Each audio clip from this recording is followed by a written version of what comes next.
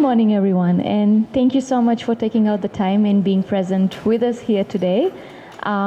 We're proud to, be hosting this event. The French Embassy, in partnership with Ocean Eco Alliance and the Fiji Museum, is proudly organizing this event where, we'll be talking about how Fijian traditions serve as a modern solutions for ocean conservation and trying to, provide some answers to this particular question that we have posed. And we'll be hearing from our vibrant list of panelists today as well on their, their thoughts, their takings around this topic, and also to be able to provide a very specific platform where we can just sit and, talk about oceans and talk about how indigenous traditional knowledge can be can tie in with what we're talking about when we talk about modern ocean solutions and technology. So with that, ladies and gentlemen, esteemed guests and advocates for environmental and ocean preservation, it's an honor to be addressing you today on the intriguing intersection of tradition and modernity in the context of ocean conservation.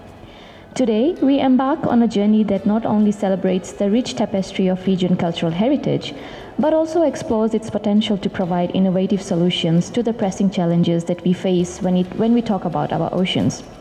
So Fiji, with its azure waters, vibrant coral reefs, and lush islands, stands as a beacon of natural beauty. Sorry about that.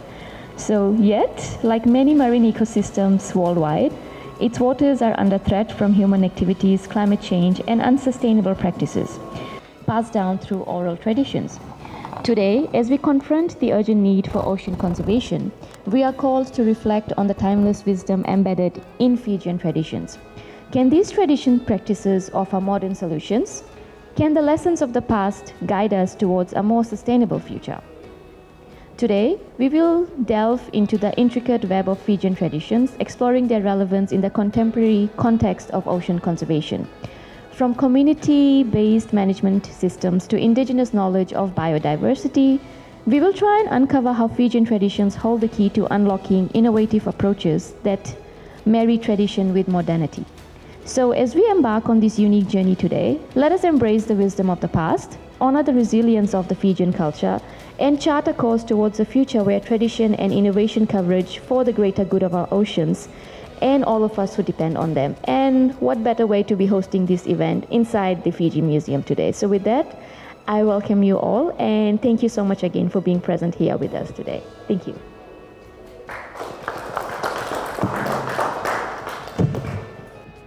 Thank you very much, Komal, for your kind words this morning. According to the program, we'll now ask His Excellency, the French Ambassador to Fiji, to deliver his keynote address. I would like to welcome Mr.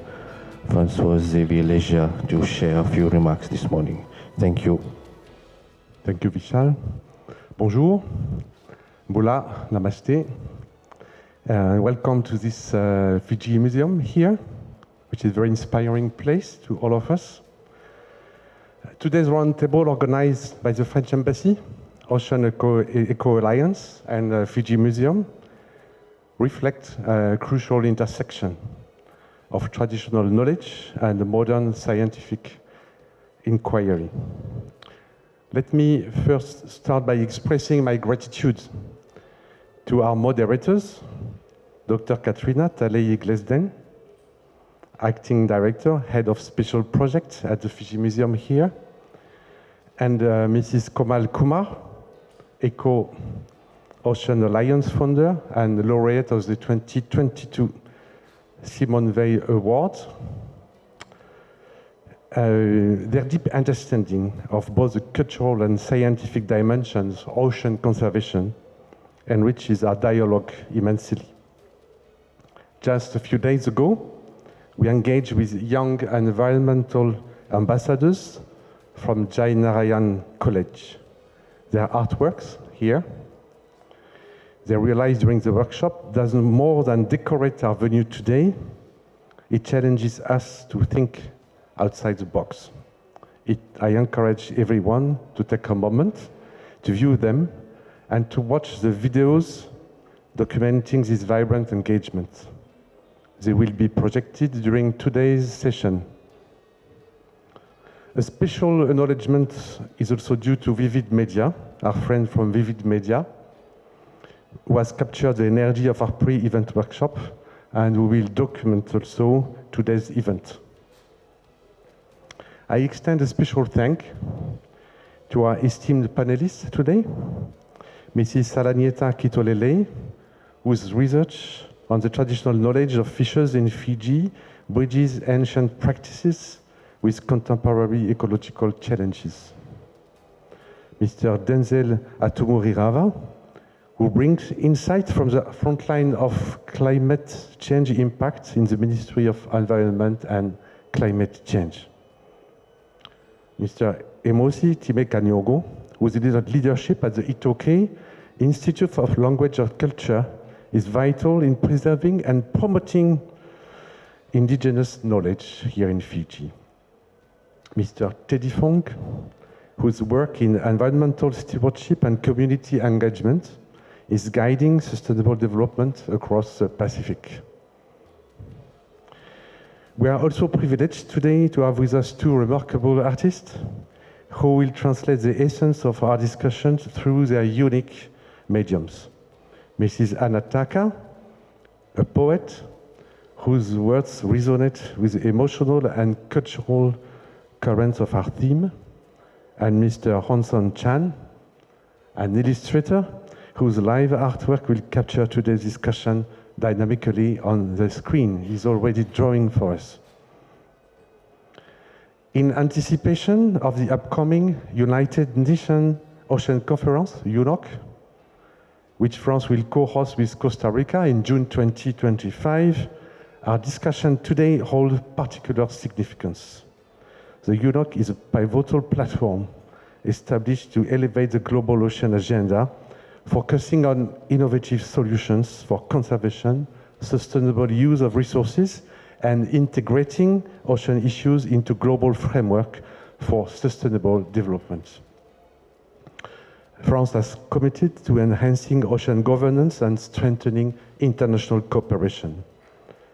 Our engagement, from spearheading the One Ocean Summit in February 2022 to active participation in negotiation on biodiversity beyond national jurisdiction, BBNG for the specialists, demonstrate our dedication to fostering a balanced relationship between humanity and the seas. The UNOC aims to unite global effort to address pressing ocean issues, including marine pollution, acidification of the sea, overfishing, within the framework of the United Nations Sustainable Development Goals 14, to conserve and sustainably use the oceans, seas, and marine resources. This effort aligns with the broader objectives of the Paris Agreement and the 2030 Agenda for Sustainable Development, emphasizing France's holistic approach to environmental diplomacy. Building on this global commitment, our embassy here in Suva has taken proactive steps to translate these goals. Since 2 years, we have been actively promoting ocean conservation discussions.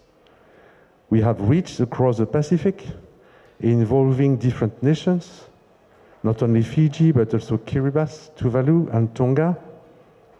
And we organize Blue Talanoa sessions, Blue Talks, which have brought together various stakeholders to explore crucial marine issues. This ongoing dialogue continues with the second Blue Talanoa session here in Suva later this month. In closing, I urge each of us to approach today's sessions with the urgency that ocean conservation demands. The insights we gather here will inform global discussions and strategies. Thank you for your commitment to this vital cause, and let's continue to advocate for our oceans with passion and intelligence. To conclude, I would like to thank all of you, but also Laurence, Deputy Head of Mission of this embassy, and the team for having prepared this event with such dedication. Thank you so much. Thank you. I wish you fruitful discussions.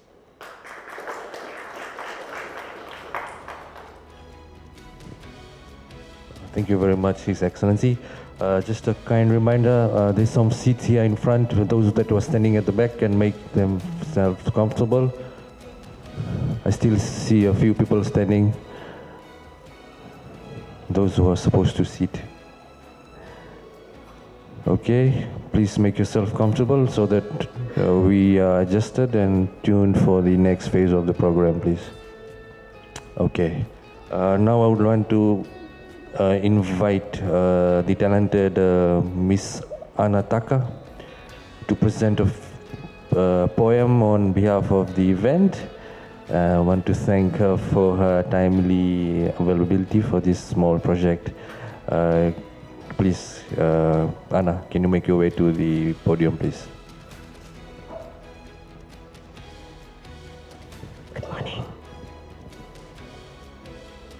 Good morning, everybody. It's been raining, so I wrote 2 poems on today's program. It's in Fijian and one is in English. So I would say the Fijian first and then the English. Nawasawa sambula. Ni sambula binakasaka na tango ngako anataka awia mai tangida toka nga so nai mulmui lalai merani mararoi kina na nonda ingoli mebaka ni nonda yambula. So nai buki awia mai wasea so nai bakarau erau ni mai bukea na kena mararoi katango maki na nonda wasa e na mata kanikua. Na wakatatambu e nonda ureda tunikua na kena mararoi na nonda yambula. Na wakatatambu me mai tukuna na kena mararoi na lairo dairo kena vei kambula. Na vei lase e rere mango sendina na kena taon na rau na tango maki na yaumbula. Nrau ni niu e mai waka yang ataki, nrau ni niu e mai siwati, nrau ni niu e sando atani. Na kena tara na moka me siwati na ikambula, ndui na kena ndui kuita na waitu ini kua. Na vei watu era veta angabi na ngaona ni machi era mai tomi laki e sono i moi au mai tavunga taka membala tanga na kena mai maroroi na nonda ngoli andai e rawa ni waka yang taki na ibuki makawa me tango mai kikina nonda wasa andai au be baka bini binaka virto na nongu toka lomani French Embassy ngorina etandra. Merci, vike menika Sara, misati mode tokomanda. Maka.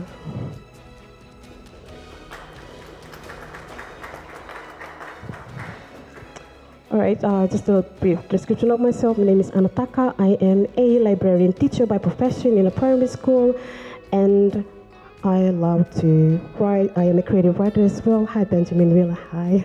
So the English verse is titled "The Ocean and Us." Grinding off the floor, roaring of energy, waves of emotion, the seas cries in agony, the losing of their colors, the loss of their kind, the disappearing marine life, and everything alike. Traditional methods, so peculiar to the world, traditional method let me unfold. They'd mention about a practice once done in the old, about a tambour saying, don't fish when you're told. The corals and reefs so beautiful and refined, Rawi its name, a traditional method where rocks are stacked up high. Mocha is another, coconut leaves they spread. No plastic nets can work better than the broom's nest. If you would ask me, would they help? If practice accordingly, I'm sure they can. Back to the roots we shall go to bring back the norm that has been foretold. Saving the ocean, saving the seas, saving the one thing that we may need. Traditional methods so peculiar to the world. Traditional method let me unfold. I'm sure there's a lot of traditional practice out there that can bring us hope. Hope that runneth deep like the ocean floor. Hope that one day the ocean is not a concern anymore. From here I must end. If I had missed anything else, I'm sure we and I can have a chat. Good morning and goodbye, my friends. Thank you.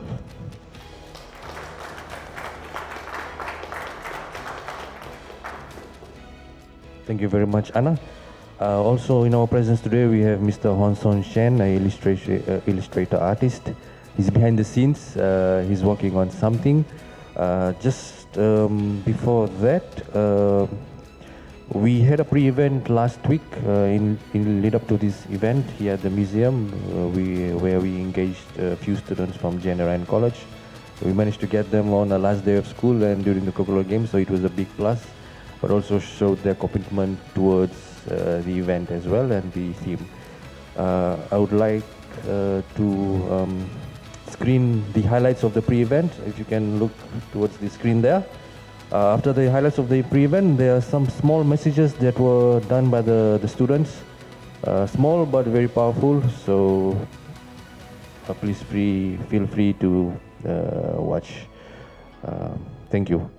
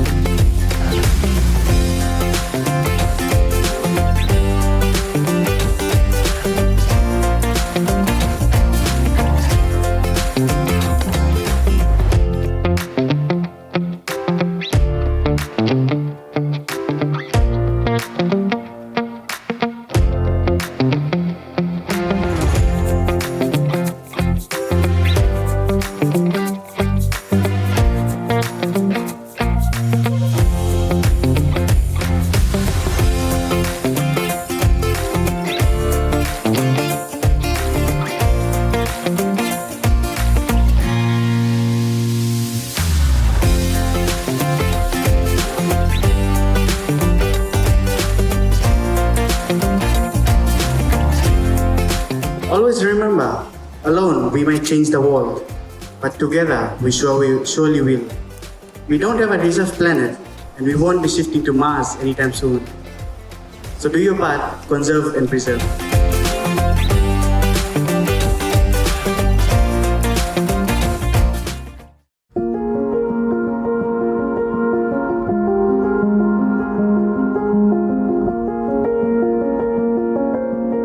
My message for you guys is our future depends on what we do today. We need to protect our oceans and take care of it as if our lives depend on it, because they do.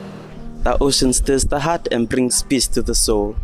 So the message that I have for you all is that if the ocean can calm itself, so can you. The message that I have for you today, that if we don't take action today, our seas will become a graveyard. The message that I have for everyone here is that no life, no water, no blue, no green. Save the ocean, Fiji. Thank you. Do not lead a life as if there is another planet reserved for us. This is it. This is all we have. So live, love, and save.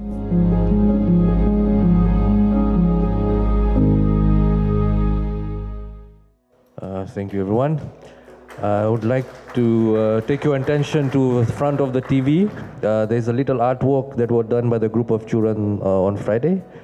The students, and also the small bottles have small messages from each one of them. Actually, 7 of them were there. So 7 bottles for each one message.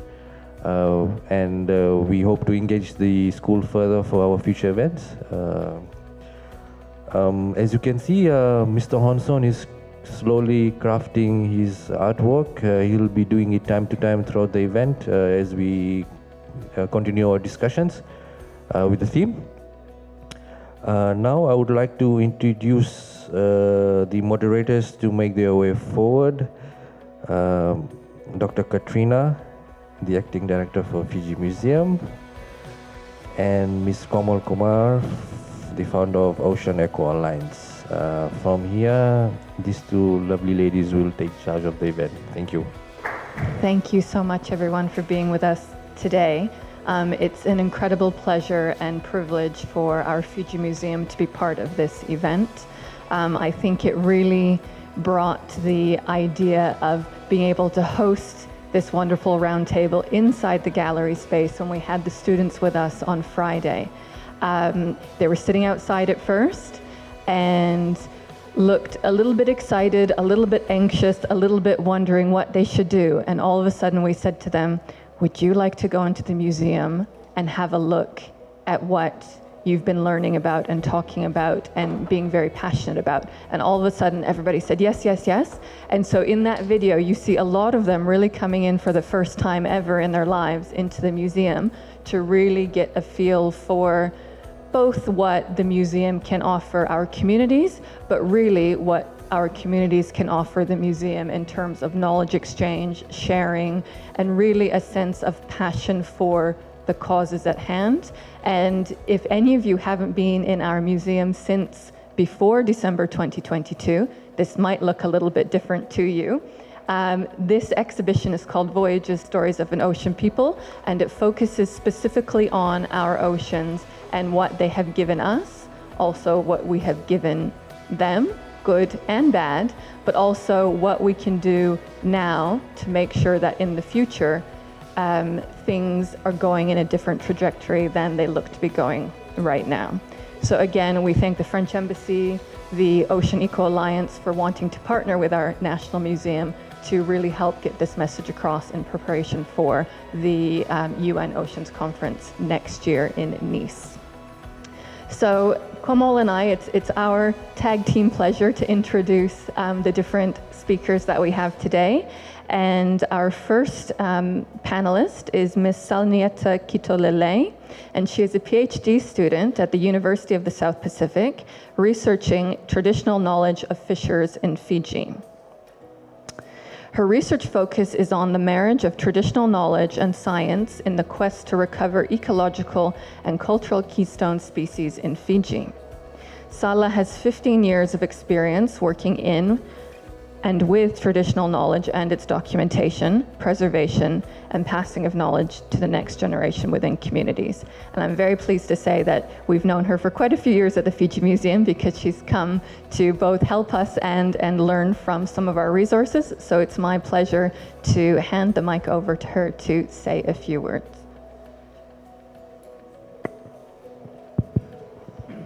Okay, good morning, everyone. And thank you, Katrina, for that introduction. The first time I came to the museum was when I was 6 years old, and that was for a field trip in year one. And it was a scary place, I would say, because it was really dark. So now they've lit up the place, and if you look around, you'll see a lot of our cultural heritage, and some of it with fishing. Because when you think of it, fishing in Fiji, not only is it for food, because as soon as someone talks about fishing, they say, okay, we eat the fish. There are other things that surround fisheries resources. One is the economic-wise, which is currently being used in a lot of places in Fiji, the economic capacity of our fisheries resources. Another one are the social aspects of it.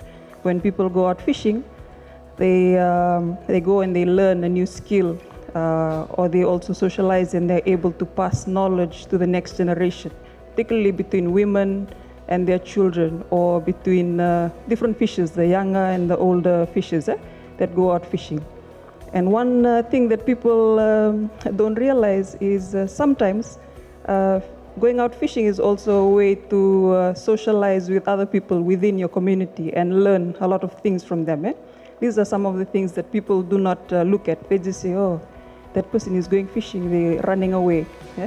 So last week I was given a set of topics to talk about, and I think it's a bit back to front. So I'll talk about the culture behind our oceans first, and then I'll talk about the governance systems and And then last, I will talk about sustainable management and the fisheries resources that we have in Fiji, yeah? And also a little bit about my research. So, our culture and customs. If you look behind you on the ceiling, you can see all the fishing gear that's being hung there, and some of the fish that are behind us. Yeah? All these resources which are on display, they are there to show us the skills and the knowledge which our elders, our ancestors, the fishers, they pass through generation, and the type of fishing gear that they used to make from their surrounding areas. Eh? Like what was mentioned in the poem today, that our fishing gear, all these natural materials are being replaced by plastic, and this has caused more harm to our environment compared to what used to. Like if we lose a fishing net in the past that was made out of a certain plant, that can disintegrate in the environment. Whereas if you lose a fishing gear today that's made of plastic, what happens is ghost fishing. That fishing gear continues to live on in the environment and kill a lot of fish and corals and everything that it lands on. Eh? So when you think about it, our ancestors, the people that used to work in the fishing environment and the ocean, they understood the link between the land and the sea. And they still today, if you go to different communities, people understand. People living in communities, they understand that there's a link between the environment and the ocean. And whatever you do on land affects the sea, and the health of the sea affects the land that we live on. Okay, so it's a vice versa relationship. So when it comes down to, okay, I'll give you an example of the knowledge that fishers and people used to have. For example, there was this man that built his house. He built his house and he used beach hibiscus as the post. So if you don't understand what beach hibiscus, what kind of plant that is, beach hibiscus is usually used by fishers and people who work in the fishing environment as a floater to keep your net floating. So after a few years, the post just collapsed. Why? Because naturally it's a very light wood. Eh? So that's why when they pass on knowledge, they say, okay, this is a hard wood, you use this for your post. That's why if you look at these canoes that are built behind us, they have specific parts that are brought from different areas. Okay, some are heavy to keep the boat afloat, and some are light to keep the boat moving forward. Okay, and that's the knowledge which our ancestors and the people around us who use the ocean, that's what they used. Eh? Another example I can give is one of the islands in Laos. There was this old man, everyone was making fun of him because he was saying, okay, I'm going to build one, they say mocha, these are large stones which they use as fish traps. Eh? I'm going to build this along the coast to protect our coastline. And everyone saying, nothing gonna happen to our environment, we'll survive. 30 years later, they were saying, oh, we are so thankful to that old man for his forward thinking, because sea level rise is happening. That mocha, the one that he built 30 years ago, that's where the waves are crashing and creating land for them, land accretion. Eh? So when waves crash, the sand comes forward and creates land area for that particular island in Laos. So these are just some of the things people understand and they just do. And these are local actions. Eh? So when we come to governance of our resources, the use of our resources, a lot of things that are happening today comes down to exploitation of our resources. Eh? When people say we are moving further away to go and fish because the fish are running away. The fisher perception, the people that go out fishing, they say the fish is running away from the coast for a reason. Okay? Why are they moving away? Number one. And then I asked the fisherman, why are the fish running away? He said, oh, in the past there used to be only 2 fishes in our village, and we used to put a net in front of our village where this certain fish always crosses, the migration paths. And fish, they also have brains. So as soon as they see that their migration path is blocked, they move to another location. And another explanation is also because of climate change. Okay? The warmer the ocean temperatures are, our resources move into areas where they can survive. And then also, people are saying they're moving further away they're using a lot more fuel to move to other places, it's because the resources are exploited locally. Okay, so they need to find other locations where they fish. So when you look at ocean governance today compared to the past, in the past in Fiji, we have traditional governance structures. It's also present today, but it's a little bit more weaker compared to the past, where a chief says, don't do this, people don't do it, because they have superstitions around these things. For example, the elders in a village, when they say, don't go to that tree, that large tree has a devil around it. You'll get haunted over there. But then that tree is by the coast, and if you move closer to it, that particular area is a spawning environment for the mullet, a very important fishing fish in our culture. So that's where they spawn, that's why they make a lot of noise that chases the children and everyone away from that.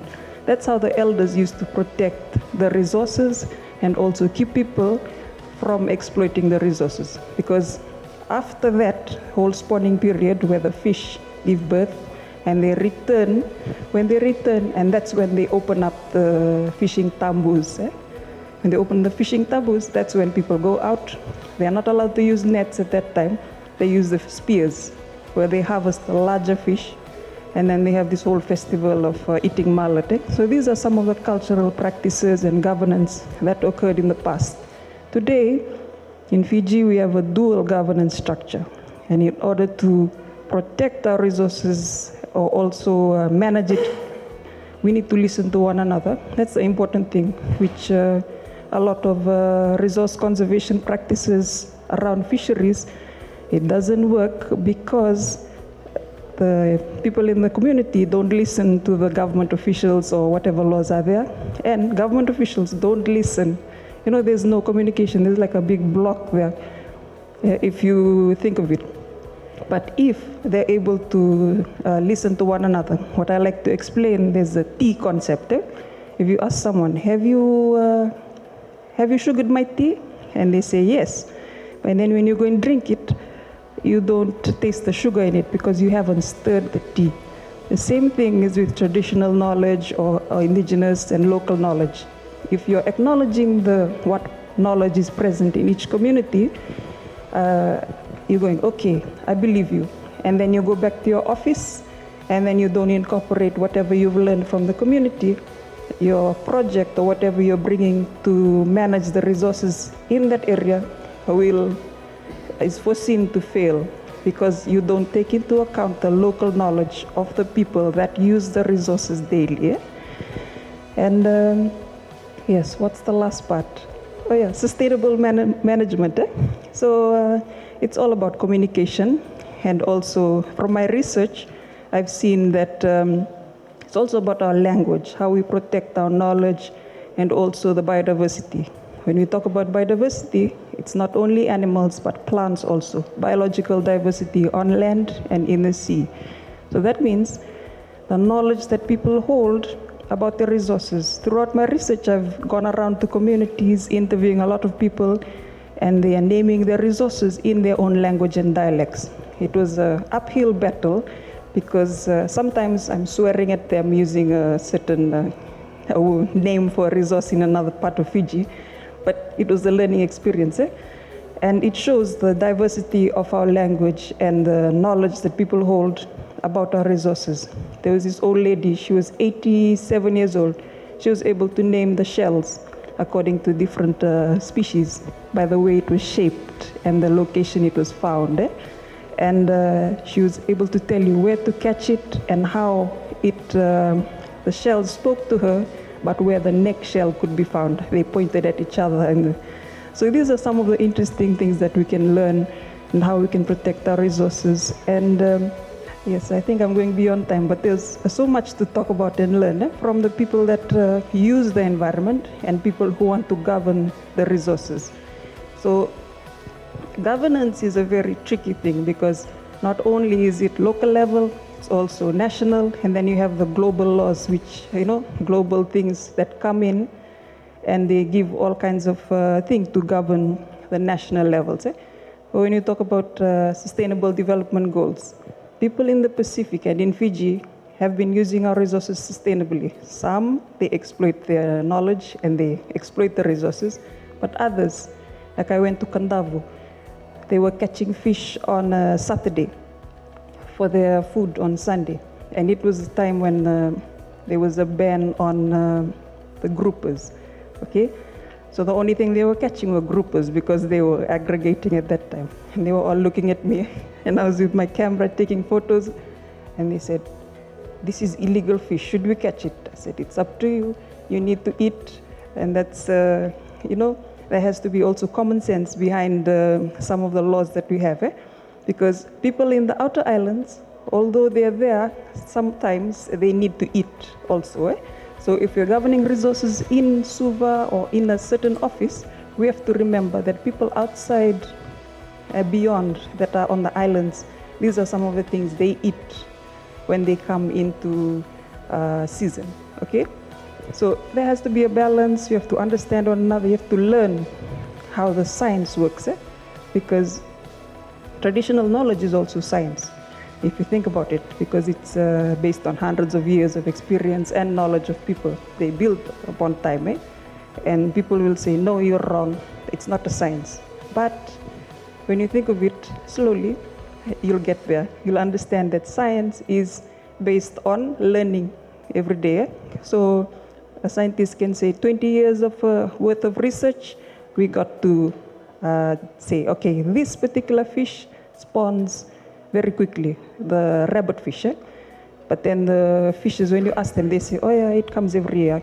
In Wulai Nungalelevu, we have our seasonal calendars." So these are some of the things that we learn, and we can merge with science, traditional knowledge and science, to help improve the management of our resources.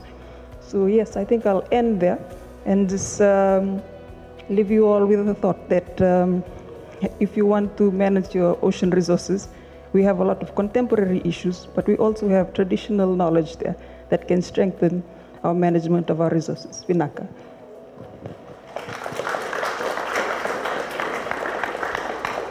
Thank you so much for that, Sala. I think two things that really stood out to me there were traditional knowledge is science, and I really like the tea stirring analogy as well. I think that's a really good way to easily understand issues that we're facing and how to conquer them. I think we'll go for Q&A at the end of all of the speakers, so we're just going to jump right into the next one. And to Sala's left, everybody else's right, is Mr. Denzel, and he is an intern with the Climate Change Division at the Ministry of Environment and Climate Change. He has completed his International Masters of Science in Marine Biological Resources and a Bachelor of Science from the University of the South Pacific. He has undertaken studies in universities in Portugal and Italy and has extensive professional work experience. He has also done his master's thesis research. This is going to be a lot of technical lingo that I don't say every day, on phenotypic variation and behavioral dynamics in Sparus aurata, I hope I'm saying that right, larvae, and research on marine ecosystem restoration, seagrass and algal forests, and restoration of hard bottoms and tropical reefs. So it's our pleasure to welcome Denzel with us today, and take it away when you're ready. Thank you, Dr. Katrina. I would like to thank the French Embassy in Fiji, as well as the Ocean Eco Alliance and the Fiji Museum for hosting this event today. As Katrina stated, I do have a scientific background, but I'm attached with the Climate Change Division. And today I was asked to prepare some speaking points on how can Fijian traditions serve as modern solutions for ocean conservation? That's the question we're here to answer today. I would like to thank my colleague Salanieta for her amazing introductory presentation. They say that there's never a ceiling to learning, and I've never known, as of my 27 years on this planet and in Fiji specifically, I didn't really know some of the context behind specific customary laws that Salanieta pointed out, as well as traditional methods of accretion, and other things such. So it was really interesting to hear all of that. As stated by Salanieta, There is definitely a need for collaboration and knowledge exchange, as Saleta also stated that the traditional way of ocean governance involved traditional measures such as within Ingoli, such as tambus that she did mention, and this is a tried and true method of traditional management that's been passed down unwritten, verbally through generations, and it's a tried and true method. There are some issues though with this. Over the course of time, factors such as population growth has increased, so the need for communities to access the fishing grounds has also increased, and with traditional tambu areas, this is governed by the chiefs of the villages, right? And it's very flexible in that sense. So if there is some sort of songo or some occasion within the village, and there is a need to access the resources, the chief can lift the tambu and then the community can access this. The flexibility is a positive side of traditional management. Because of that fact, you can access when the need arises, also the change of needs of the community. However, this can also open the door to things such as overexploitation. So that's why there is, it's important to bridge the gap between scientific know-how, policy, as well as traditional knowledge. I'm not saying that traditional knowledge is a backward way of management. It is important, and if anything, as Saleta did mention, it's very similar to science. It is science. It's knowing by doing over centuries, over decades. And so using the science know-how with traditional knowledge is important to incorporate that, because science is only catching up to traditional information, traditional knowledge that's been ongoing for centuries. So that's definitely important.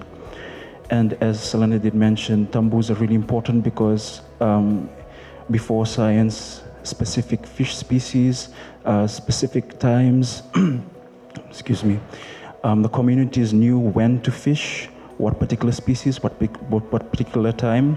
This is before we knew about spawning routines and seasons. So it is really important to integrate this. Another thing is policy and frameworks. So in today's modern day policies, we definitely we acknowledge the gravity that traditional knowledge has in developing policy, and it's well integrated into the policy. In the ocean stream, in the climate change division, we govern the national oceans policy, and it is integrated in our goals, specifically involving people, harnessing and ensuring the traditional knowledge is part of our goals, as well as our sustainable measures. Another thing, we have networks such as the Flammer network, which tries to bridge the gap between the scientific know-how as well as the traditional tambus. So like as Saleta mentioned, there is a co-management of these traditional areas. So the Flammer network looks at, it involves a myriad of stakeholders such as CSOs, government officials, as well as in cooperation with the local tribes, the chiefs, and they determine the best measures to go forward in terms of implementing management. So local managed marine areas sits outside of legislation, but there's more regulation to it. So, and the best thing about this sort of approach is that there's extensive consultations between the stakeholders as well as the community. It is community driven, that means they initiate it, but they are the leaders when it comes to implementing the actual tambus. And this has been very successful. This type of this approach to management is seen over 400 communities in Fiji, with more than 460 tambu areas, areas that's been enforced. But the thing is, at the end of the day, this still sits outside legislation. It's not formally recognized in legislation. because we also there's a delicate balance between preserving natural resources as well as using our resources for economic input. So there is a region where LMMA opens the door to. It doesn't sit within legislation, so it can be difficult sometimes, especially with Fiji's commitments. We've committed to, say, 30% MPAs by 2030, as well as 100% management. So that is a delicate issue, and it sort of contradicts our goals that we've pledged on the global stage. Another challenge is the diverse perspectives on stakeholders. So as I mentioned, there is collaboration between local communities as well as other CSOs and stakeholders, and traditional governance systems such as the customary chief system that Saleta mentioned. They have their own perspectives of resource management, whereas in terms of management, legislative management, as Saleta also mentioned, we try to follow national frameworks, international frameworks. So it's very important to merge the two. Without taking more time, I'll go to my last point, which is community engagement. There, as I mentioned, there has been a very extensive and successful implementation of these LMMA networks around the country. And an example of this is in Navakavu. Navakavu is just outside Lami. They have a community-driven approach to implementation. They have been very successful, but it's also important to support these community-driven approaches. We need to root finance or capacity building so that they can, with the traditional know-how, we can build the capacity with scientific information so that we can bridge both worlds, so that this would be a holistic approach to management. And so that's very important, and that's what we strive to do. We work mostly with the Ministry of Fisheries when it comes to implementation of these regions, and they undergo extensive stakeholder consultations to ensure that traditional knowledge is incorporated in the planning and in the implementation of MPAs. So with that, I think that's all I have to say from the climate change. I also want to state, sorry, Dr. Katrina, I want to also state that I do not represent the government in an official capacity just yet. I'm in the process of being absorbed, so go easy on me with the questions. Thank you.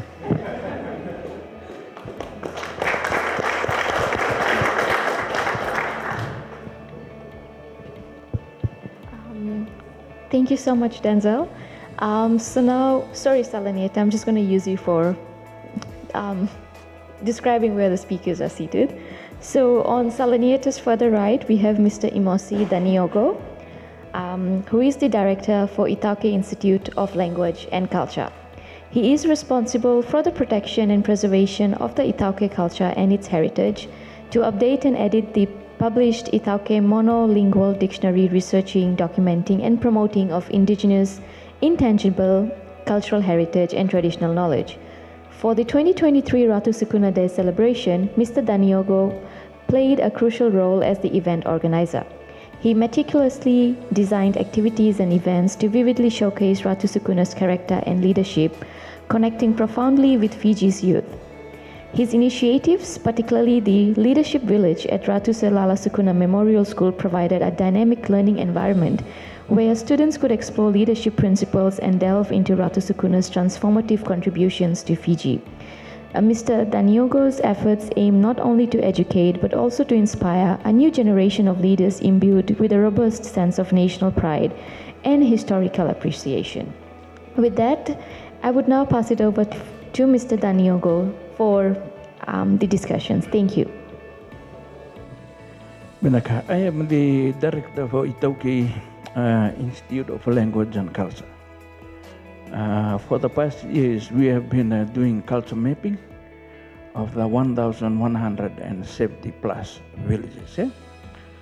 My presentation today will be just focused on the things we have been doing to collate data and then try and focus more on how we, on the conservation part of our work.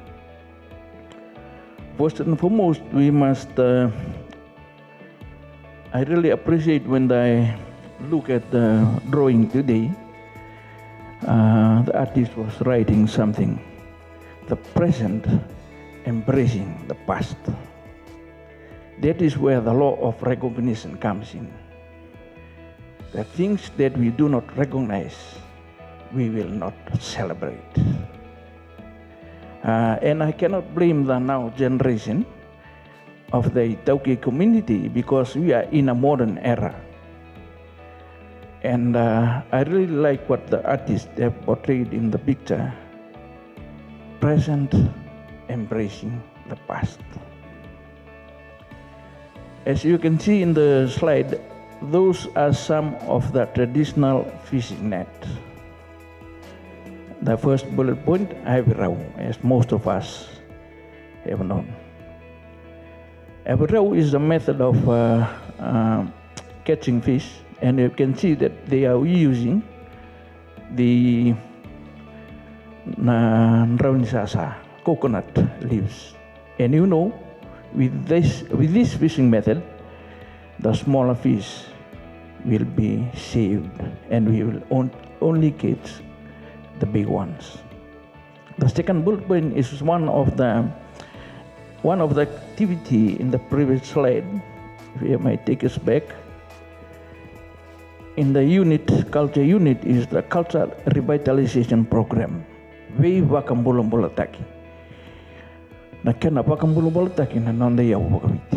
have been doing about 39 artifacts and other culture protocols and methods. We have been revitalizing for the past years. One of it was the Lawang Bunyongani. Unfortunately, the Lawang Bunyongani was taken to the COP23 meeting. The model that was kept in the case at the office is now not there. The one which is with us is the Lawasau. That is the latest one. The Lawasau of Ngoma. And when they do this, when they develop and create this traditional fishing net, they ensure the size of the nets na mata ni lawa na siandra ni doko kina na ikalalai. And when we were going to Ngoma and try and revitalize the Lawasau, the Ngoma, the people from Ngoma is the traditional fisherman for the Turang Ratu Maibarata. And most of the generation now, they do not know how to make it. When Master Simi Severendo was leaving the community and we were trying to find out who knows how to do the Lawasau,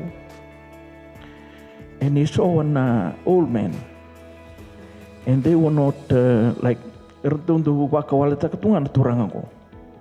they do not talk to him like they were not serious about what he always said. Na turangango, like my view, go and knowledge. This man, old man, who they always ignore most of the time, I was sharing the knowledge. And with that comes another traditional fishing method, silitikawa. That method is something like the mocha. As you see, the mocha is down there from Coral Island.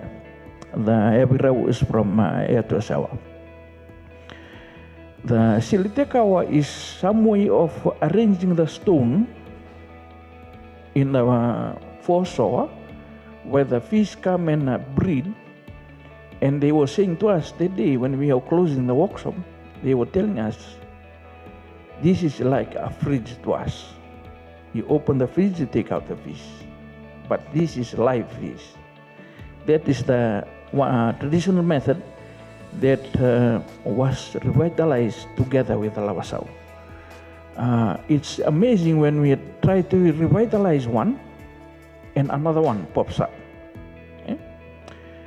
Silitikawa, and there is one method of fishing from Wailevu in the Konrobe, Nangoli Venanumi. Goli Venanumi means when you go out fishing, you be conscious about your generation, the future generation. One is the kakandai. Kakandai in Kanda means to run. Kakandai fishing method, they always chase the fish during low tide. They always take cover when they are tide, then they pick the fish. The rest escape. They just pick enough fish for them. And the other one is the Tuvamoka. I must thank, and I really like when we started with the poem Serkali. As we know, the UNESCO 5 domain, one of it is oral tradition. Now, tuku-tuku ndewe ngusu. That is the method of learning in our community. And now we are in the era of listen, speak, read and write. And we are lazy to read. But okay, we always listen. Okay, let's move on to the last slide. I heard my colleague was sharing about traditional lunar calendar. This month in Fijian is called Wulendoi, where there is not much fish. Use the traditional fishing net. It is very important in the traditional life is to look after the ocean, not only the ocean. We look after the river too. And we look after the land. Whatever happens on the land will end up in the sea. We were hearing about the logging issue. There was plenty logging and soil erosion takes it out to the sea and pollute the coral. In the Fijian way of living, we have our totems that covers the ocean and the rivers and also the land. We have the airspace, like Maliwalala, we have our Aika, Nakau, Manmanu. And it's very important to look after these totems. We know about the issue about the shark, endangered species. Issue about hawksbill turtle, the one on the bottom there. It's very important to look after all these things surrounding us, and it is part of us. Traditionally, to me, when I was reading the Wuti and our totems yesterday, and I can see it covers from the land, from the mountains. The conservation bit of it is the way we are living in. And on the Mbula Kanasa conservation route, we always conscious about what the Almighty has blessed us with, the biodiversity. And I was thinking about it in the olden days back in the village. Conservation was a non-issue, and climate change was a non-issue, and it is now. And I really like what, again, I really want to reiterate again what was the artist was highlighting: the present, embrace the past. And the last bullet point is the Manakinasau. This is sacred rituals that is related to how we can keep the ocean and conserve. And also I want to highlight our traditional role, the Mbati or the warriors. They protect the Vanua. They are traditional conservators. We might have the Wandau, and they are part of the conservation group too, but they look after everything. They protect the chief and they protect whatever is around the community. The environment. That is what I want to say. We have got a huge amount of data I can share with you, and also experiences from our culture mapping officers. They always say when they revitalize, when they gather data, they see how it connects to the ocean and everywhere, our environment. And I can see that the Vanua is very conscious about our environment the ocean and everything. Well, that's it from our division, and we are inviting all of us to come and sit in our library. We've got our data, you've got a reading, the scripts there, the books. You can listen to the videos, watch and listen to the video, watch the videos and listen to some of the audio, and see the amazing bit and the amazing part of how we can use the traditional method, and then we can to conserve the oceans that is surrounding us. There's a last slide. Okay, you may be asking, who's that lady sitting there? Traditionally, this lady is Angwan and Dao from Bua. And you might be asking, why putting that lalakai? There is a story behind this particular artifact. When we revitalize in the Todi Natani Kora, Nabutulevo, Nabutulevo, the Rondakwa. It's like a plate where they always present the food to the Bunivalu of Serua. When they were weaving the lalakai or the Rondakwa, the Sasalun way to the sea delicacy, they all come to the Fosso, Nakuita, the Suluai, the octopus all come, because that is the food they always present to the chief or the Bonivalu of Serua. We can see how the Vanua connects very well to the ocean. And one lady was sharing that day, it took about more than 40 years then the octopus come to the Fosso, linking to the traditional practice when they were weaving the lalakai or the rondakwa. Benakam.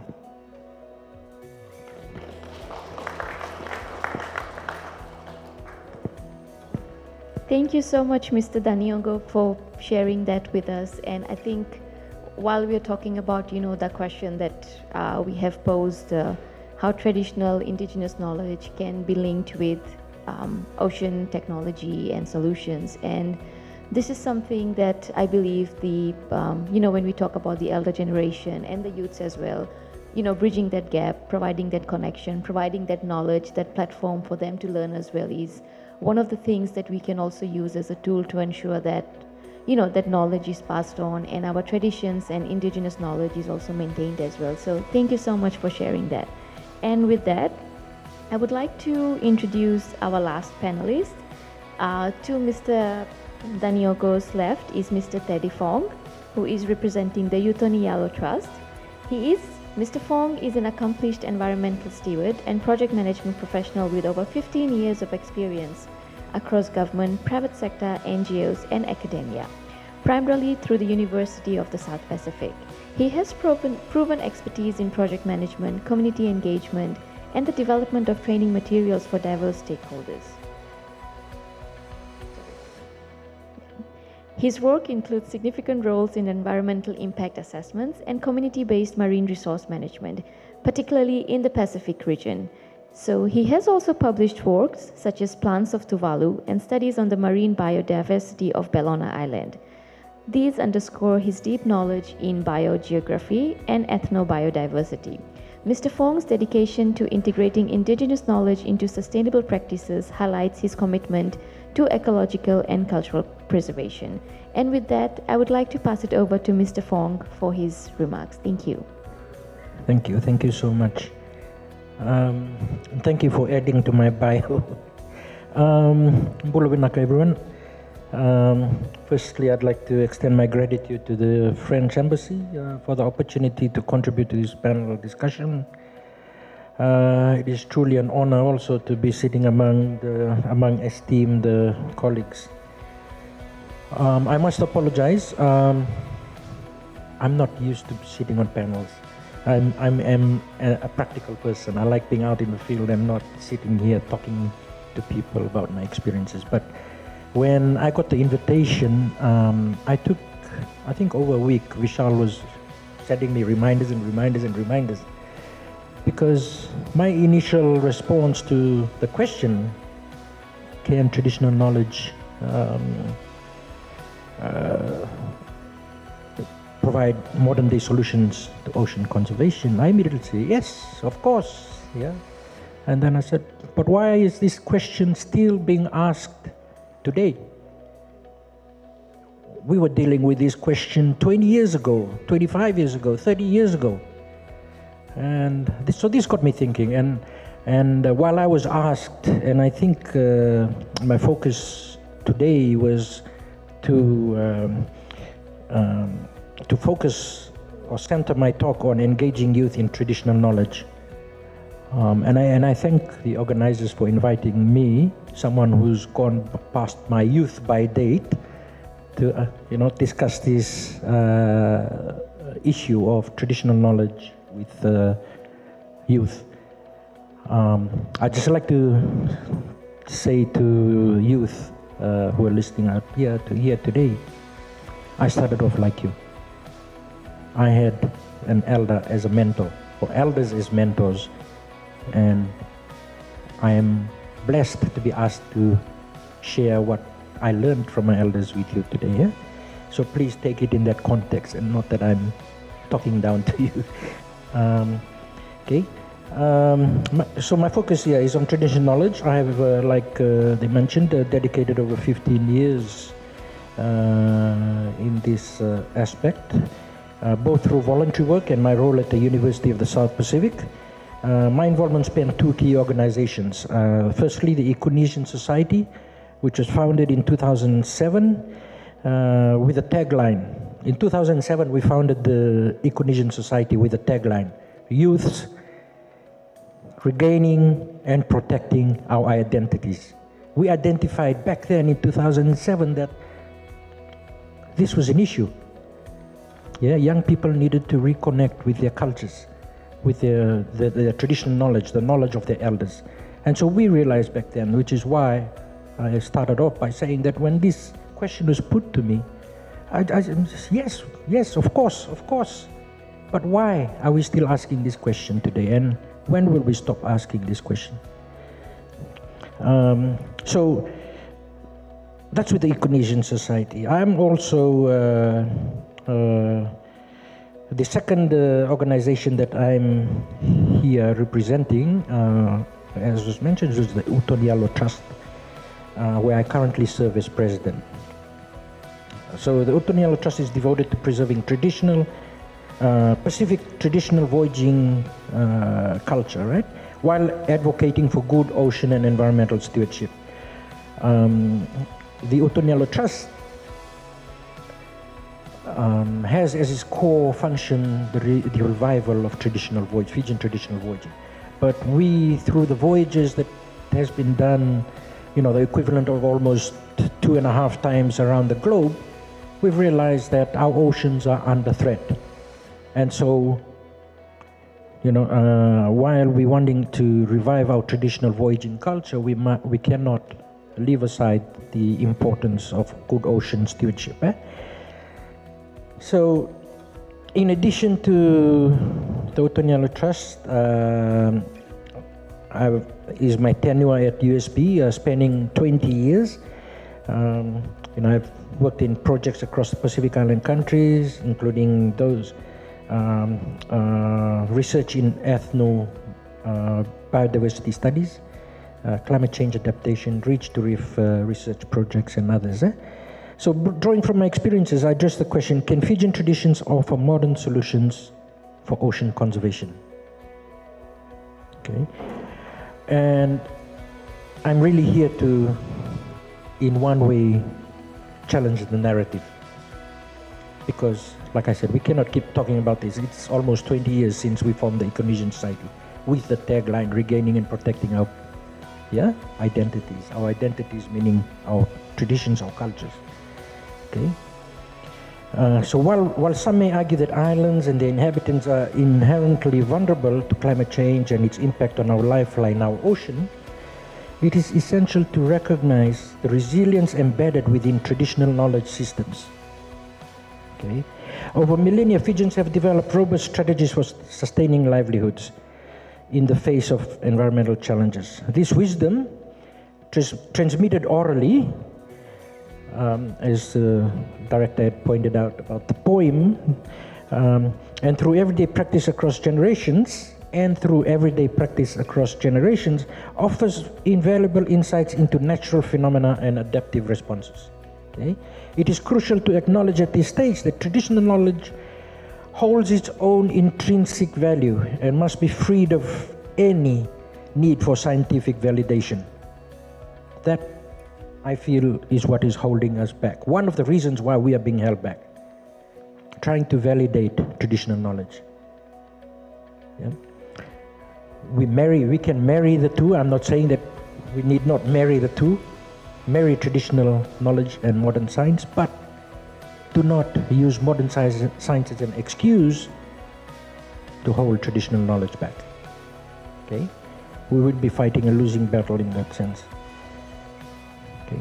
To harness its full potential in ocean conservation and climate adaptation strategies, there must be a collective recognition of its significance, particularly by our own. Okay? Another point that I'd like to raise is the fact that Fiji's traditional knowledge has evolved, perhaps in ways that are more robust as compared to other Pacific islands, simply due to Fiji's diverse ethnic demography. Okay? While the term traditional knowledge is all-encompassing, it continues to be misinterpreted as indigenous knowledge only. Okay? Is it appropriate, therefore, that we use the term, and Sala did use the term, indigenous and local knowledge, because we share the same mentor. Professor Randy Thaman was using this term, indigenous and local knowledge, way back in the early 2000s. Okay, so is it appropriate, therefore, that we use the term indigenous and local knowledge to bring to the fore the diverse knowledge systems available to us today? And if harnessed, will only strengthen our resilience. Okay? An excerpt from the most recent published article by Nan et al. 2024, which some in the room here were, part of the team that put that published article together, states that people have inhabited the Pacific Islands and Fiji for 3,000 years and more, and have experienced many climate-driven challenges to their livelihoods and survival. They have coped not by luck, but by design, through robust systems of traditional knowledge built by diverse groups of people over time. In today's globalized world, it is easy for people, especially those outside the Pacific region, to make assumptions about vulnerability and need in an era of rapidly changing climate and environment, and to overlook traditional coping strategies. The worrying decades-old trend evident in most communities I've worked in is one of denial and hopelessness. Okay? Denial because climate change is the reason for all the problems they face. Hopelessness because there's this feeling that there's very little that they can do about it. They have over time become more vulnerable and resilient. It is not their fault. As these narratives are pushed in global meetings by development partners and further exacerbated by our own, those of us who attend these meetings pleading vulnerability and, not being able to do anything for ourselves. That's counter to the fact that we're trying to promote traditional knowledge as a pillar to our own resilience. And yet we go out and yell, we are drowning. But we're happy to cover ourselves in rubbish. Sorry. Okay. In all our communities, and this is what our communities are hearing as well. Okay. So how do we put ancient winds and life into new sails? Okay, that was a term coined by Randy Thaman. How do we put ancient winds and life into new sails? Okay, how do we use traditional knowledge, ancient winds and life, as modern day solutions, new sails, into ocean conservation? One is by empowering Pacific communities to lead conservation and adaptation efforts. Their place-based knowledge is important in any conservation activity. This will necessitate a shift from donor-led to donor-enabled initiatives. Okay, with local leaders driving conservation strategies aligned with community aspirations. Two is to marry traditional knowledge with contemporary approaches. This will provide a more sustainable pathway towards ocean conservation in Fiji. By embracing indigenous and local knowledge and fostering community-led conservation, we can forge a more sustainable future for generations to come. Three is to encourage more studies on everyday strategies for survival instead of focusing on the more easily researched iconic traditional knowledge systems. Okay, for example, focus more on food preservation methods, weather forecasting knowledge, traditional architecture, traditional modes of transportation, reviving traditional cultural practices. And I'll expand a bit more on the importance of traditional cultural practices later. And finally, there's a need to change the narratives from school curricula all the way to the local, provincial, national, and international levels. In the Marshall Islands, kids in year 4 are already studying their traditional navigation methods as a unit. Okay, so traditional knowledge, in my view, can provide modern-day solutions to ocean conservation. It is, however, critical that we lift its importance in all forums and actively work to regain and protect the knowledge. In the words of Professor Randy Thaman, how do we make it sexy again? Okay. So I had mentioned earlier that I'd like to discuss the terms traditional knowledge and traditional cultural practices, because they are very different things, the knowledge and the cultural practices.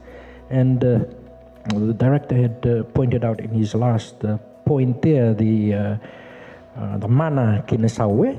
The mana kenesau. The mana kenesau is the spiritual aspect of traditional knowledge, right?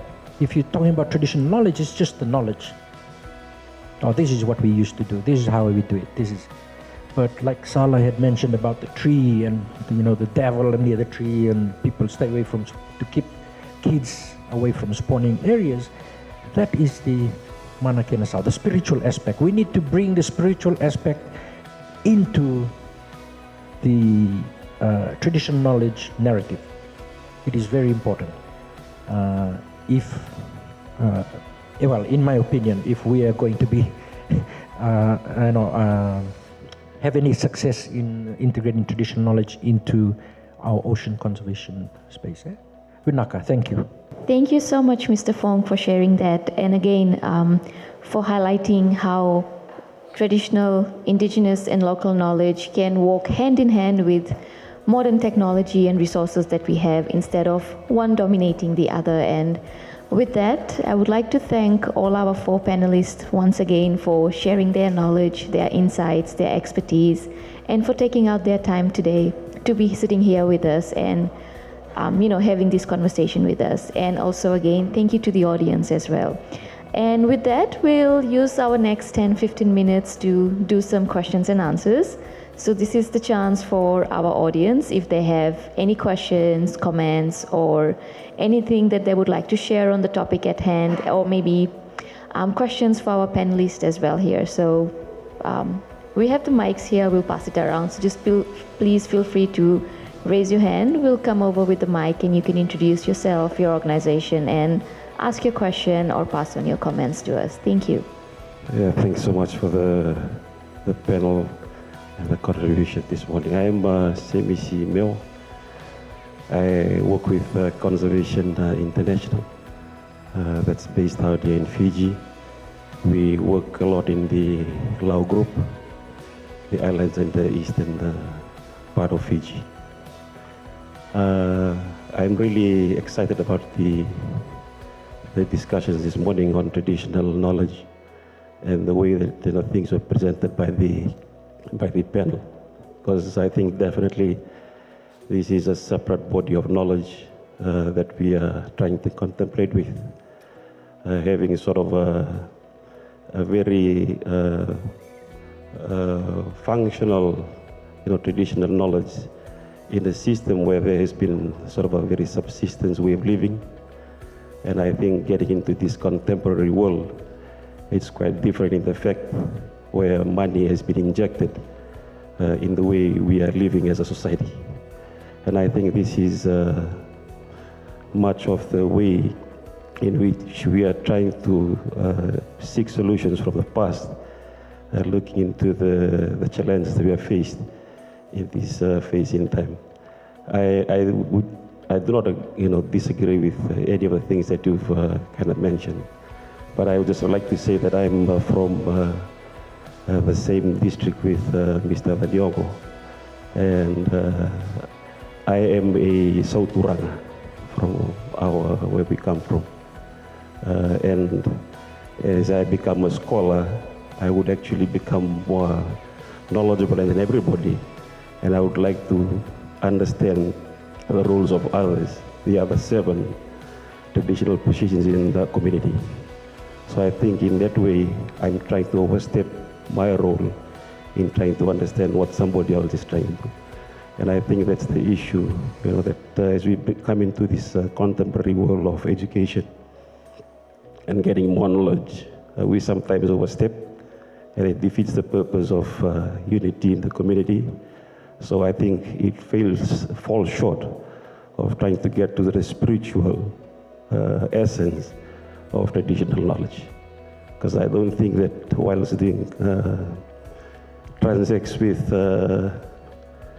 my friend here, Dr. Austin, I don't think that we can actually get that manner by doing transact, by the underwater visual senses, and getting to understand the diversity of things.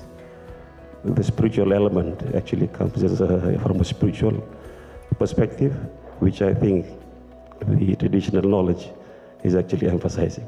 I would like to raise that. It's not a question, but I do not disagree with any of the speakers, but it's a body of knowledge that might need to be curtailed in some ways, just to see how we can face issues of this age. Thank you.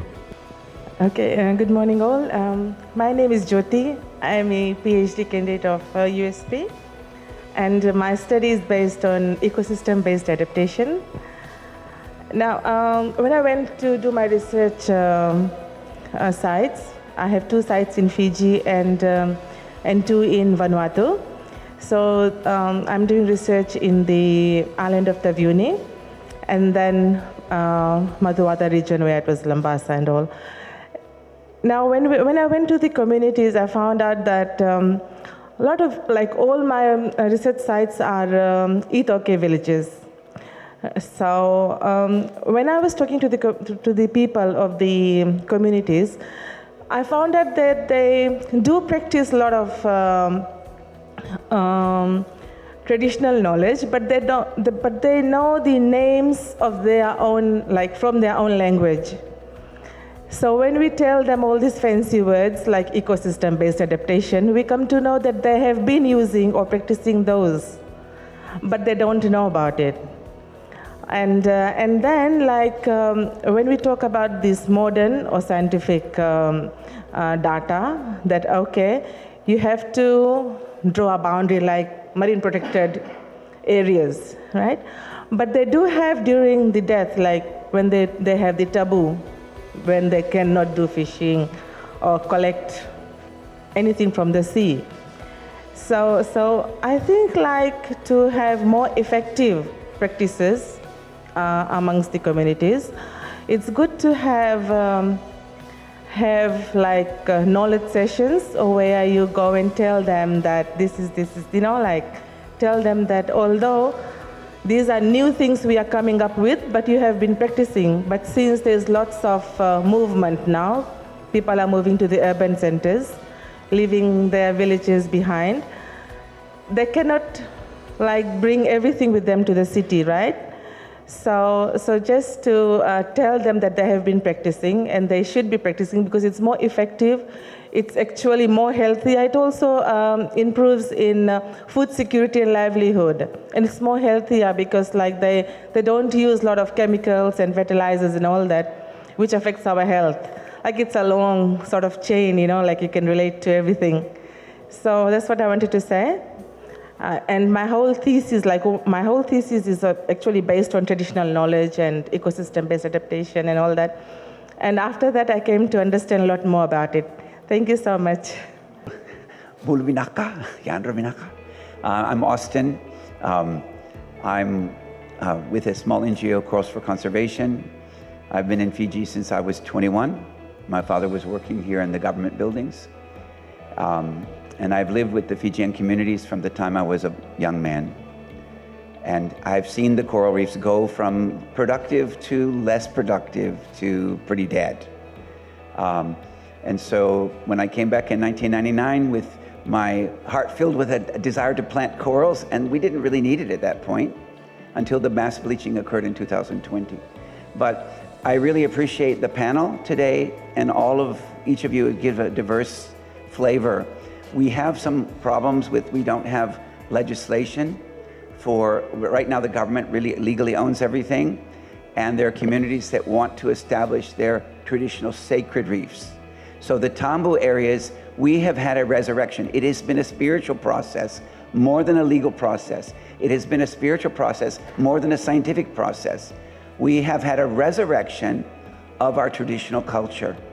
And that is something we should be very happy about. And we should also realize that this whole idea of Tambu areas is a Pacific concept, which has been adopted by the whole world. The scientists have proven that the no fishing areas is the way to manage nature. And the indigenous people had discovered that thousands of years ago. So we have sacred reefs in this country that no one fished at all until Christianity arrived. And the communities want to establish those sacred reefs, but they can't, because in order to do that, they have to give it away to the government and gazette it. Okay, that's Mamanuca Idake, a huge area in the Asawa Mamanuca chain, and also Davitalevu over in the Motariki side. So there are many, many others. So we need to advance along the way that you're encouraging us.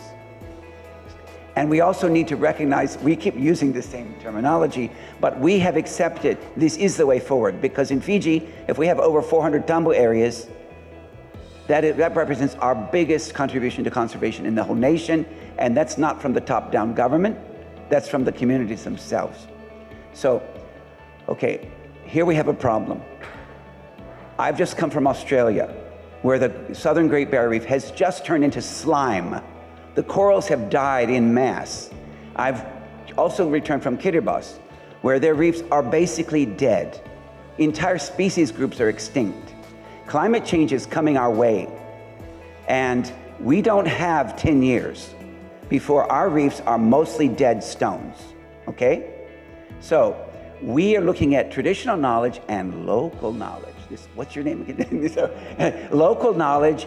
Local knowledge becomes traditional knowledge. And the whole thing of everybody wants to plant corals and plant mangroves, but we don't know what we're doing. Everybody randomly goes around and plants corals and mangroves. The next stage is for the scientists to come to the aid of the communities and determine best practices and so forth. So I'm going to finish this with this. Reefs of Hope.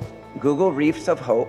UNESCO just approved Reefs of Hope as the way forward, and it involves empowering the communities in their Tambu areas to do coral planting of super corals, corals that can survive what's coming.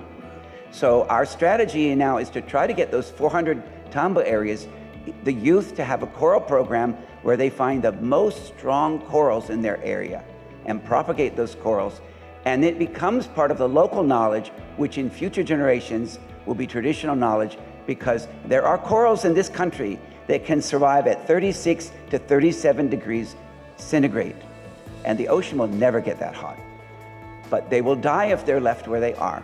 And get these young people to recognize it and to move those corals into cooler waters in their Tambu areas where they can still thrive. So get the young people in the forefront, get our laws changed, get the traditional fishing methods reestablished, and ban some of these Chinese, or wherever they're coming from, sorry about that, Chinese people, to get these gill nets regulated and banned, because this is the source of the problem. We have left our traditional, wonderful avirao and these beautiful fish traps, and so forth. So anyway, sorry for talking so long, but Reefs of Hope, Google it, and my name is Austin. And if you want to get involved, and we're launching on June the 8th, World Ocean Day. Okay, Vinaka.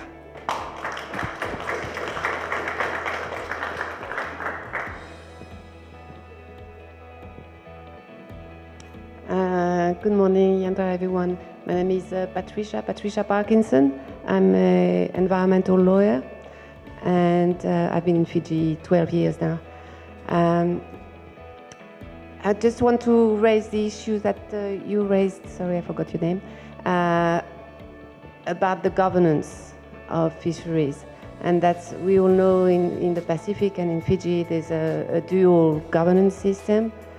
And we still haven't found a good way to have the two governance systems to work together to get a better management of the resources rather than against each other. And that's the way they actually work. Part of the problem is that, as Austin mentioned, if you want the tambu areas being enforced by the fisheries officers, the fish wardens, etc., it needs to be in the regulations, in the legislation. And that's a big problem because once it's in there, it can only be changed by government. And the traditional management system wouldn't work so well. So there would be ways around it, like recognition of management plans by communities. It would lose a little bit of flexibility, but at least it would still be in the management. And that's something that still, I mean, I've been here 12 years, we've been talking about that for the last, as long as I can remember, and there still hasn't been a proper solution to really integrate the two systems for better outcomes, because we need some enforcement. I've been to some workshop in the island of Serua, for example, where they had tambu areas that were established, and they had some other people from other villages around coming at night and fishing in those areas. They caught them, they bashed them a little bit, and then they were the ones finding themselves in jail because of that, because they were just enforcing their traditional tambu areas. So there's a lot of progress to be done. We still don't have a proper fisheries policy, as far as I know, and the coastal fisheries legislation still hasn't been adopted, so we're stuck with a very old legislation. So there's a lot of progress to be made to make the system work better. Yeah. Thank you.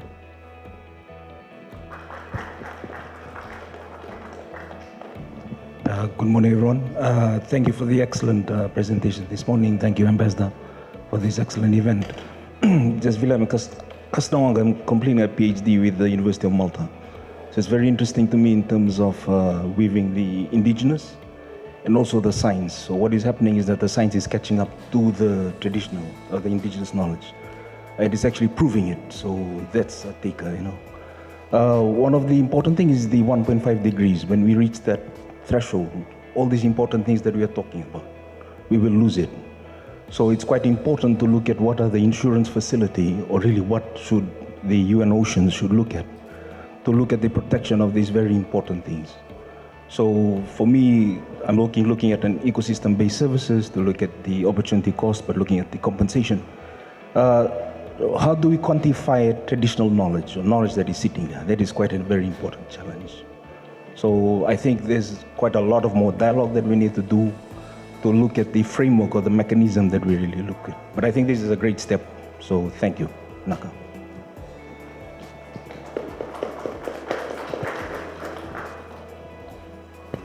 Thank you. We still have another 5 minutes, so if there's any other questions or comments in the room.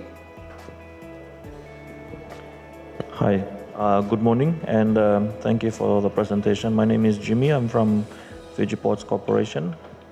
And first of all, I appreciate what your viewpoints, what you have brought up. For Fiji Ports, something that I wanted to to maybe perhaps to add on to some of my colleagues that I've mentioned is that we also need to take that approach as well to corporate bodies. While we're looking at our villages, we should also look at our corporate bodies and how we can impress that mindset as well. For Fiji Port, what we have done, we have created a green port master plan, and we have addressed the issue of climate change. We have taken into account our carbon footprint, because we understand that that has an impact on the health of our coral, the health of our ocean. And although we are not directly involved in the shipping industry, we are just facilitating ships that are coming in. But just something as well to add on, just to support as well those other corporate bodies that are here with me. Let's join in this initiative. And I believe it's not an initiative, it's something that's already been rolled out, as you had mentioned, sir. But we just need to get it integrated as well up to corporate places as well. Yeah? So in that way, even when the legislation, the frameworks have already been set out, the business side are also prepared to carry that forward. They have a responsibility as well to do community engagement. So in that way, we have a good public perception. We have a good response as well from international forums, and I think it's important that we also realize and put that as well as one of our approach, perspective. Yeah, I just thought of adding on to that. Thank you.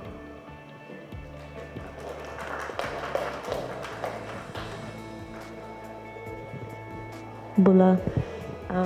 It's a nice way to start the month of May, which is, I think, dedicated to the month of appreciating museums, and this is a cool way to have this conversation. When it comes to traditional knowledge, I think we all play a part with our ignorance and in disrespecting it. One way is like when I think of the word traditional, the first thing that comes to mind is whatever's around in the museum right now. But whatever's around in the museum right now is a timestamp of history. Yeah? It's a history in the past, but indigenous people still exist in 2024. Their knowledge also exists in just existing. So there's so many things that are still in the gap when it comes to science. And one way I can give an example when I have to think about fishes is something that Sala mentioned. She was talking about that tree with that superstition around with the devil and a mullet spawning area. As someone who studied fish quite extensively, mullets still have a spawning and breeding information scientifically that is still not known. They know that the gonads are ripe at this time and when to fish it or what exists scientifically, but there's nothing written down anywhere that during the spawning site that this species of fish is going into trees to spawn. And we are sitting right here right now, and Sala mentioned that just from interviews. That's already a way that a gap was filled, just me sitting here and understanding that, whoa, mullets might be spawning in trees in the coastal area. But I have no idea from my scientific background. I've just known that Sala told me. And there's so many other things that exist in that knowledge space that does not exist in science at all. And mullet is just one fish, and I think for mullets in the region, there's 4 species. 4 species that we don't know which trees that they are spawning in. There's over 10,000 fish species, and Fijians in different areas already have names specific to 80 of them just by sight, and they correct by species. Correcting a fish by species is already hard enough, because if you see how many parrotfishes there are, you can't differentiate it, but a Fijian fisherman can. That's already a knowledge gap that science cannot ever fill. And I barely can remember 10 people's name in just this space, and a fisherman can remember over 80 names, how to fish it, what method to use, what time to catch it, when to go. When they look up at the moon, they know exactly when to catch it, and then they relate that to a blooming flower. that's already knowing so much. And I think I even sent this on an email one day, that the spatial awareness of a Fijian is top tier and untouchable. And I think science needs to recognize that. Science cannot validate traditional knowledge, but traditional knowledge can validate science. Thank you.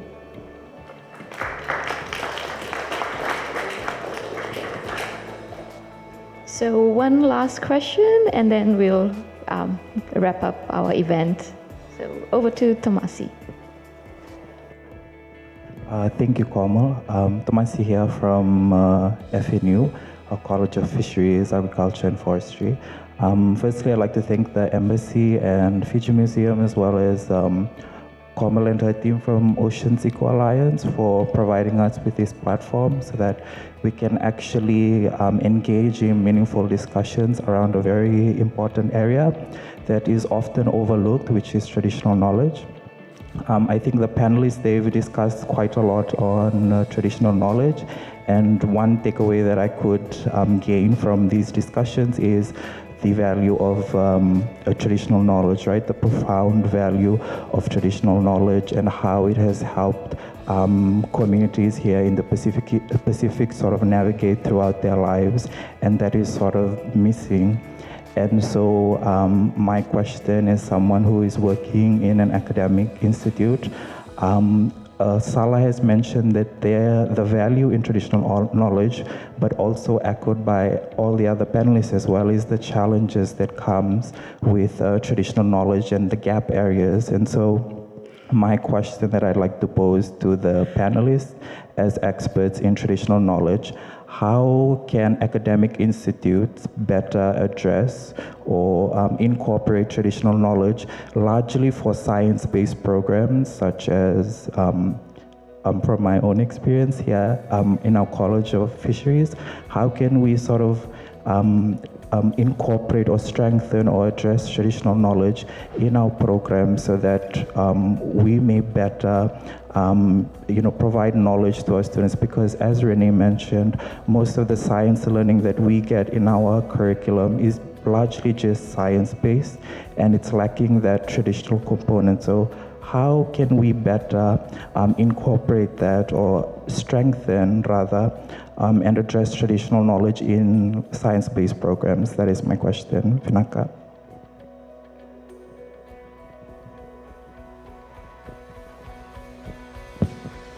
Okay, I think that's a question a lot of people always ask.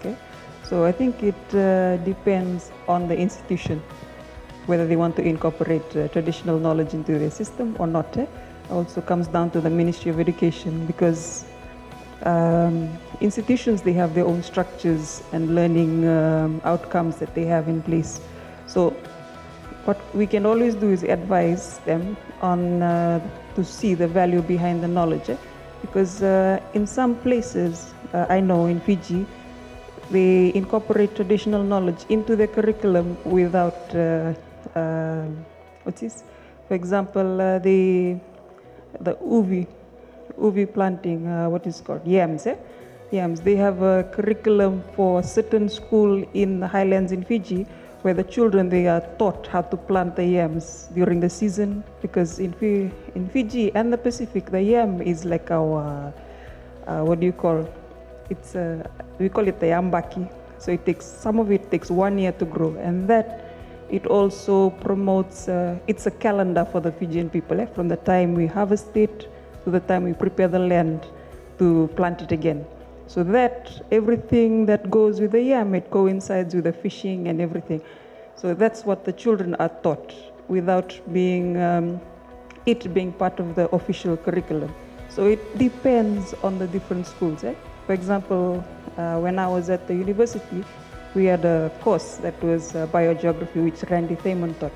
And he incorporated traditional, indigenous, and local knowledge into his curriculum, so that he could teach the children, the young adults in the Pacific, the values of their knowledge and how they can localize all these global,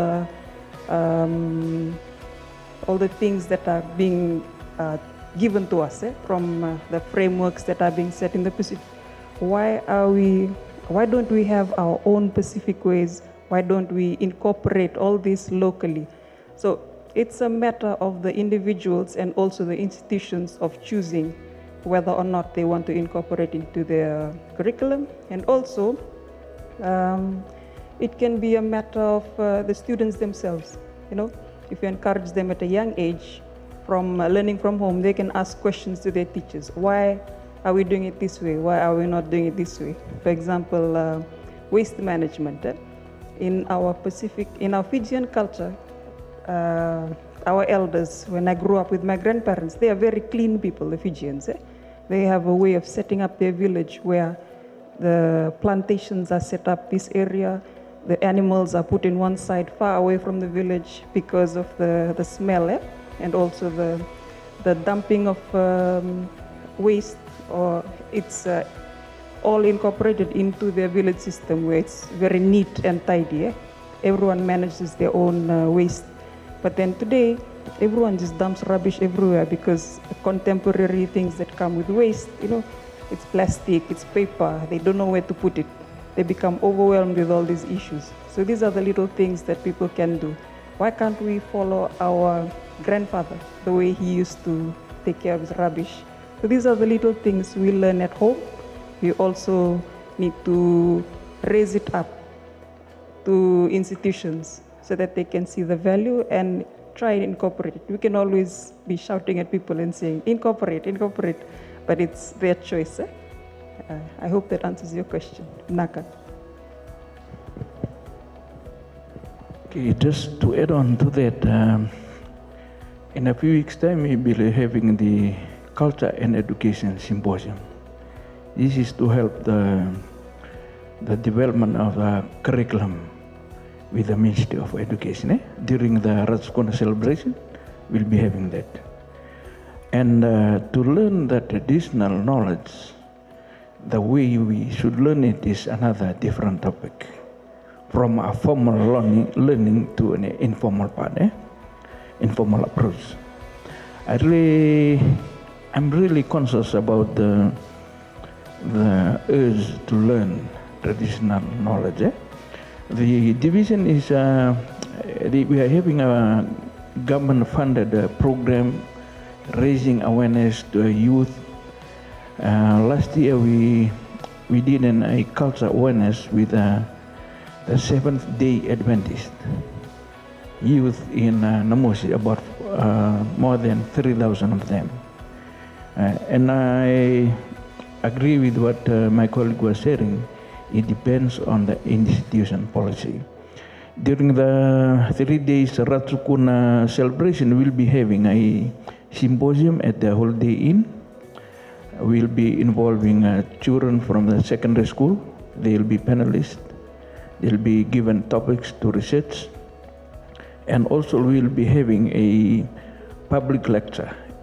We are anticipating to have it at the Fiji National University.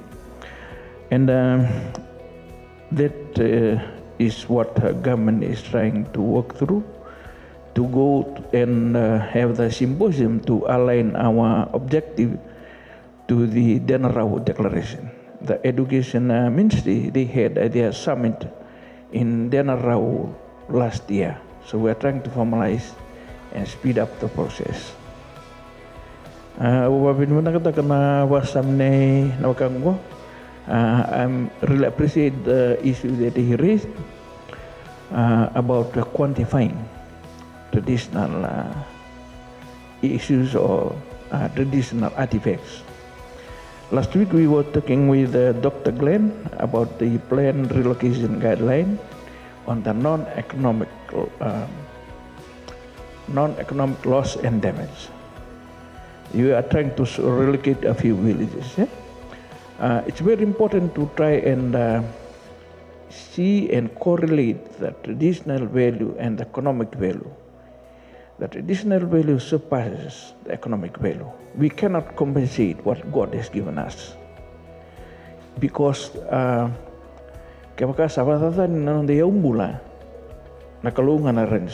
he can only compensate. We were discussing last week, and I was sharing with Dr. Glenn that the traditional value the compensation of traditional value depends on the creator. And I said with him that the environment has the ability to balance itself. And for that, we had a long discussion, and we are trying to come up with a evaluation system to value the traditional losses. But we cannot do that in one small session. And I've shared with the team if we can take months to discuss and try and get traditional law bearers, the LHT, living human traces from the village to be part of the discussion. Benaka.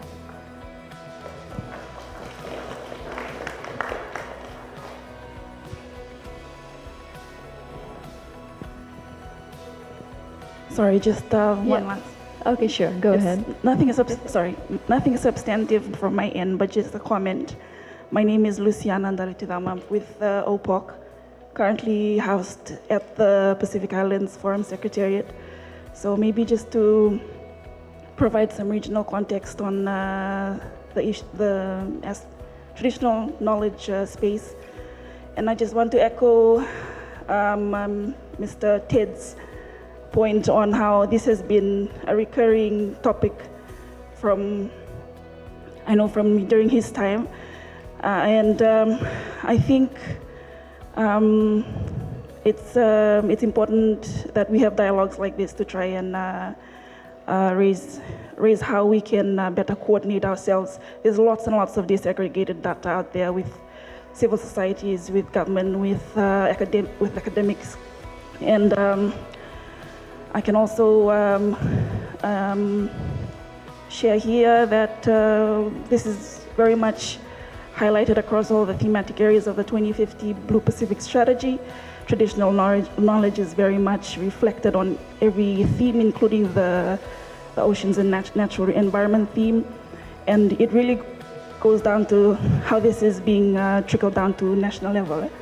At last year's National Oceans Policy, Regional Oceans Policy dialogue, there was a lot of discussions from a lot of the member countries on how well we can better coordinate all the information that we have. We are very rich in the traditional knowledge in the fisheries space, in the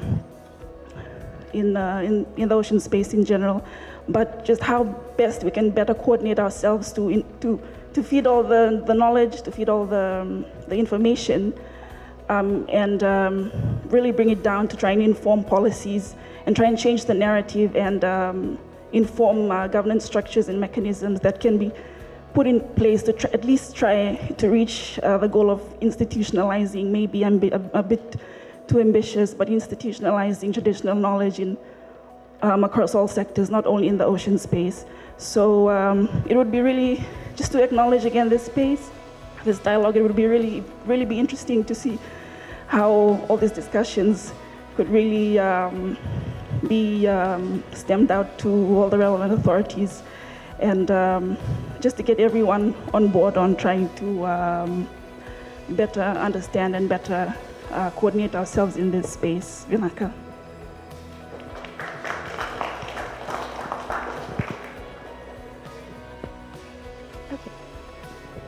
Sorry, thank you so much for that. Yes, I do agree that there needs to be better vertical and horizontal integration. And I just want to add that you need to get your voices heard. It's important to attend dialogues like this, but we're having, for example, we're having the National Ocean Policy Review next year. So do attend the public stakeholder consultations, get your voices out there. That's how we hear it, and then we process it, and then it's implemented in the form of policies. So it's important to attend these events. That's all. Thank you. Thank you. And with that, we would like to officially wrap up our event for today. And for that, I would like to invite Miss Anna to say a few words.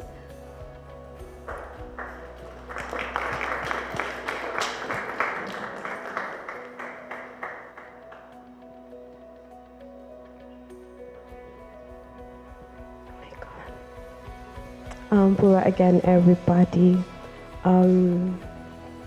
So we're told to read a Fijian poem. So it took me about 2 minutes to write this just now, and I hope you'll love it as much as I was rushing through it. Anyways, Karakarawa. Nanonda wasa-wasa e karakarawa, na lase na ndairo na kambula e tamana, ne viva saki e sama idhaka, membala tanga na maruru ngoli tu e matanda. Levo na ka enda sama i bulida, levo na ka enda sama i raida, na levo ni vosa mana, na levo ni vosa baka tautu vata, via baka bini binaka, virato nanda pena li tu e matanda. Na dhaka vata ni ndui linganda, e vakarau taki tungo e matanda. Na ndui kai enda mai bibu sakitaka na maruroi ni nonda wasa-wasa. Levo na kao rao ni mai tau da rawa, ia o baka bini binaka, vikenda ke de sara. E rawa, ni baka yangataki, na i baka ubuli makawa, me tango mai kikina, na nonda wasa-wasa. Ke tu e sona ka au mai ngwele dhawa. Ndanga isoteni ena tembe ni binikana. Tuna nungu baka bini binaka na nota ngoli ngai kereanga mendalomana ni satei mo de tokomanda. Thank you.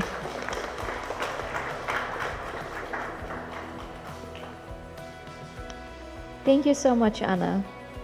And with that, I would like to express, on behalf of the French Embassy and the Ocean Eco Alliance team, I would really like to express our gratitude and a heartfelt thank you to our 4 esteemed panelists, Miss Anna, Mr. Cheng, who's putting, digitizing whatever we have talked about, making it pictorial for us, and to Miss Katerina and the Fiji Museum staff for hosting us here, for providing us with this space and for this partnership. So thank you everyone for taking out your time and being here with us. And with that, I would just like to request if the panelist, ambassador, and the organizers could just meet outside for a quick photograph. And we also have refreshments served outside for everyone, so please feel free. And also just a small request, if we can just be a bit careful with our movements while we're going outside with the displays. So thank you.